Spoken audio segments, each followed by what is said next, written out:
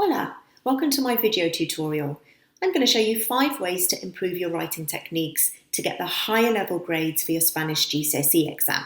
Heads up, these techniques apply to all exam boards, so that's AQA, Edexcel, IGCSE, WJC, EduCAS, and they can also be used for the foundation and the higher tiers. Disclaimer, this is an introduction tutorial, so it's been drilled down into bite-sized chunks to give you a taster.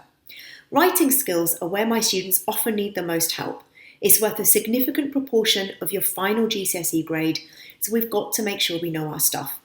Hopefully after watching this video, you'll understand these methods and what to do with them, so that you feel more confident for the actual exam.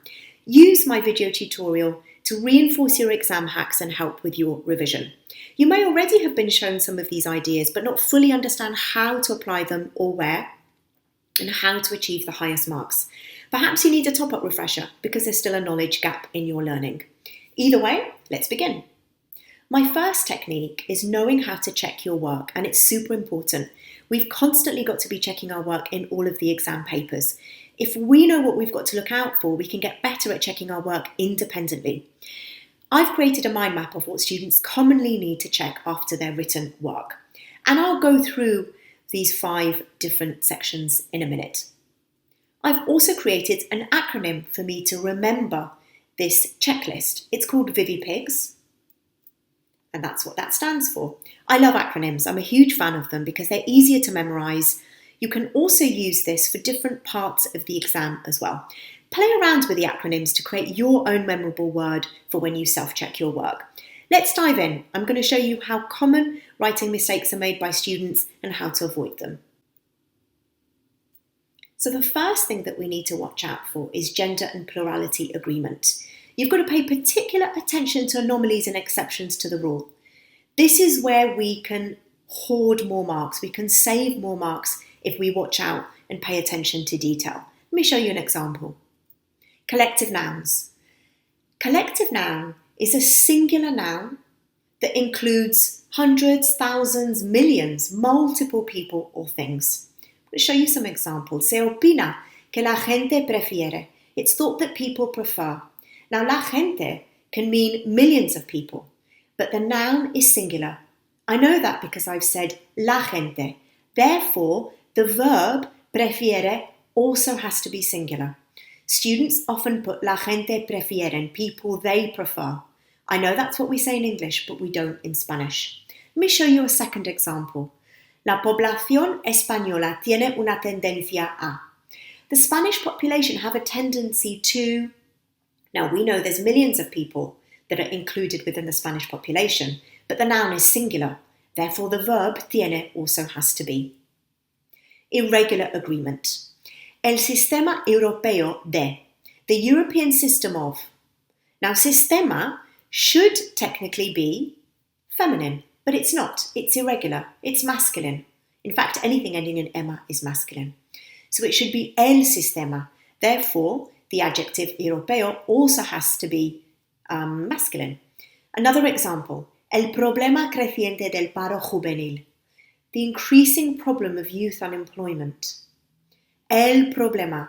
Students often think that it should be la problema. And it does make sense, but that's not the rule that we have here. Okay, so make sure everything agrees with each other. The second thing we have to watch out for is syntax. This means word order. For example, nouns come before adjectives.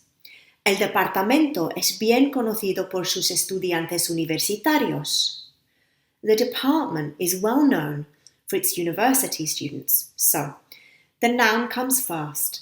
In this case, it's estudiantes. Then we have the adjective, which agrees, and it comes afterwards, universitarios. That's the general rule. But there are exceptions. If we revise the exceptions, this is where we can access the higher grades, the 9s. Normalmente los nuevos estudiantes toman sus exámenes. Normally, new students take their exams. Nuevos is the adjective, estudiantes is the noun. It should be the other way around. But some adjectives go before nouns, and we have to remember them off by heart. The third thing we've got to remember, subject and verbs must agree with each other. You've got to make sure that the subject, the person, matches up with the verb, the action that's taking place. Mis amigos usualmente chatean por Snapchat. My friends usually chat on Snapchat, so make sure that amigos matches up with chatean. Vocabulary. In your written exercises, try not to translate literally. I know it's hard because our brain is automatically wired to think in the English, but try not to translate literally and be careful of common traps, such as common spelling traps. Prefiero, the I comes first and then the E. Diferente, there's only one F in diferente. Desarrollar, to develop, this is a key word. I like my students to use this. One S but two R's and two L's. Creemos, we believe. Creamos, we create. Be careful of spelling there. Sensible, this is a false friend. You'll have come across false friends. We think it should be sensible, but it doesn't mean that, it means sensitive. So be careful of these traps. Prepositions. A tiny, tiny word like a, de, or en can change the meaning. Hoy en día, cada vez más jóvenes dependen del apoyo familiar. Nowadays, more and more youngsters depend on family support. Depend on is what we want to say in English. And in Spanish, if we want to translate that, we say depender de. So we have to use the de. Notice here also I've underlined the del, because that's a combination of two words, de plus el, which morph into each other. They merge into each other to form del. Solía visitar a mis compañeros los fines de semana. I usually used to visit my classmates on weekends. Now, visitar plus a is necessary in Spanish. If we're using the verb visitar to visit people, then the Spanish require you to add an a after the verb. We don't translate that in English, but it has to exist in Spanish. If you pay attention to all of the little details and all of the little rules, that's how you can access the higher nines. The second thing that we've got to watch out for is our use of tenses. Tenses tell us a lot. They tell us who, what, and when. Let's take a look at provocaron. They caused. The aron ending tells me that it's the preterite. So this is something that happened in the past. And it's plural. They caused. And the verb provocar, to cause. We've got to mix up our use of tenses. Examiners want you to move smoothly from one tense to the other. So make sure you've revised your endings for these tenses. The Quizlet app is amazing for that. These are the tenses that we need to learn for our Spanish GCSE.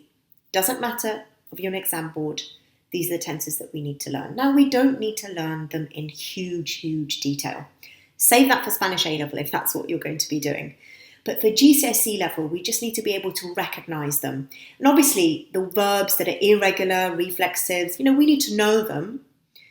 But you don't need to drill down and go into massive depth, but revise them. Include tenses such as the perfect and the subjunctive. To achieve higher tier marks, examiners want you to include these more sophisticated constructions. Let's look at an example. Es importante que la gente comprenda. It's important that people understand. Now, we only need a handful of memorable subjunctive phrases. Es importante que involves the subjunctive. So if we can remember some of these off by heart, job done. Okay? You're doing enough to satisfy achieving the higher marks. My third technique is what I call my synonym circles technique. I absolutely love it and it's super simple. Now, what is this technique? Well, I created this technique because my students typically rely on default expressions. So these are their go-to phrases such as me gusta, creo que, pienso que. There's nothing wrong in using them and you won't lose marks, but at the same time, you're not going to be able to access the higher tier marks either. How do you know what your default expression is? Well, it's simple. Look through your marked written work from your teacher. Your teacher might have made a comment there, such as repetition or variety or range of vocab. We need this technique because we want to be using more sophisticated expressions. We don't want to be repeating the same words again and again. We could say, instead of pienso o creo que, me parece que, estimo que, opino que, desde mi punto de vista, a mi parecer, o en mi opinión. What's the best way to create these? Post-it notes. Put the words in the middle of the circle, think of it like the sun, and then all your other options around it. You don't need loads of options. Around 5, 6 is absolutely fine. You can recycle what you're revising here as well. You can also use it for your oral exam. The fourth technique is to do with sentence starters. Sentence starters are stock phrases that we learn for our written answers, but you can also use them for your oral. Recycle and repurpose your knowledge. There's nothing wrong with that. We use these sentence starters when we want to give opinions, express ideas, justify your argument, and set the scene. Let's look at the first example. El gobierno español debería considerar. The Spanish government should consider. So I've got the conditional in there. Reconozco que el problema de. I understand that the problem of. Me interesa el impacto medioambiental de. I'm interested in the environmental impact of. Now you can swap el impacto medioambiental de for something else. So these sentence starters are really flexible. Chop and change them as you wish, but the core remains. Next example. Aunque la polémica de la crisis va a empeorar, even though the controversy of the crisis is going to worsen, it's a top-level sentence starter. We've got a joining word in there, a connecting word in there. We've got the future tense, got a great verb in there as well. Okay. Se puede decir que, it could be said that. This is a sophisticated expression, it's a good one to remember. Es cierto que, it's certain that. Es necesario que los colegios implementen. It's necessary that schools implement. I really like this expression because I've used a subjunctive. It should be implementan because it comes from the infinitive implementar, which is an AR ending verb. But with the subjunctive tense, we swap the endings. So the AR ending verb takes on the ER-IR ending. I'm not going to go into that this lesson. That's for another time. But know that we need to use a couple of stock subjunctive sentences, and this is a great one for us to use. Hay que mencionar el nivel creciente de. You have to mention the increasing level of. Look how I've expanded that sentence as well. Okay, so I've got a nice adjective in there as well. So this is all top-level stuff. My final technique is the scaffolding sentences technique. Now, I'm sure your teacher has probably already used this technique in class with you. This is great because it allows us to include and add more to our sentences. So we expand our sentences. And this is a really important technique because you don't want to be stopping and starting your sentences. You want to have flow. You want to have fluency when you're writing. So using this technique allows you to build up your sentences so that they're longer. You're not doing it for the sake of it. It's got to make sense. But let's dive into how we can expand our sentences. Time expressions. So we can use some time expressions. They set the scene. For example, we could use hoy en día, nowadays. Desde hace, for. So how long something has been happening for. En primer lugar, firstly. You can swap that in segundo lugar, secondly. Hace 3 meses, 3 months ago. En los años recientes, in recent years. We can also expand our sentences using connecting, joining words.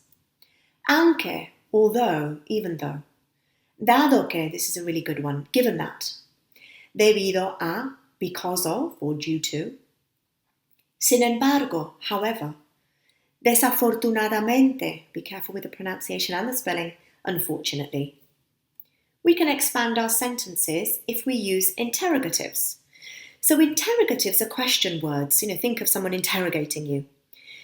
We can use the interrogatives as prompts to expand your sentences. If you're stuck on how to add more content to your sentence, ask yourself these questions to drill down and dive deeper, such as qué, dónde, cuándo, por qué, and cómo. If we ask ourselves some of these questions, then we can brainstorm some ideas on how to expand our sentences.